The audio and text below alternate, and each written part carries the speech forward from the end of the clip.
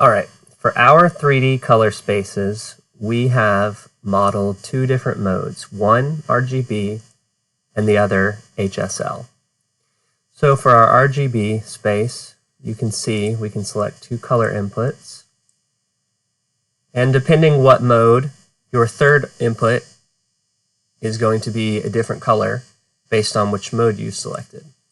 Now, as you see, I can scale these or change these values of the hue colors, or of the hue of the colors, and you'll see this bounce around from one corner of the cube to the other.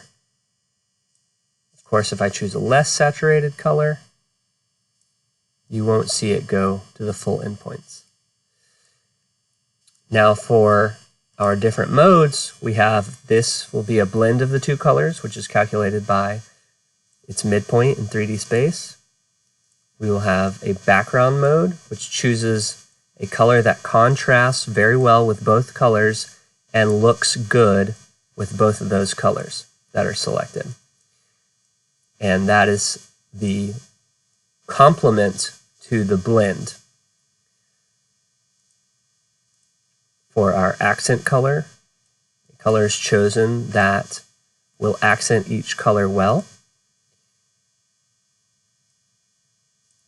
For our triad, we measure the hue in HSL space, take the angle between the two input colors, and choose a third color that is of equal angle.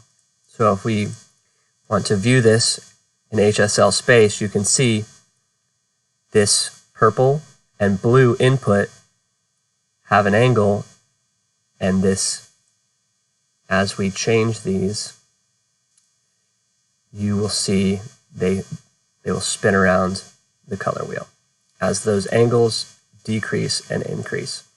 Now for this HSL color space, the hue is the angle around the circle. This is the color circle at where the circle is the largest in the middle.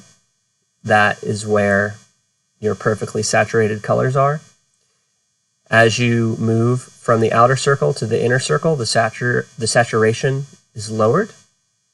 So you can see if I choose a color that has no hue to it, it will move perfectly up and down the luminance. Now we can scale the luminance, and you'll see all colors will converge to white, or you can scale it down the other way, all colors will converge to black.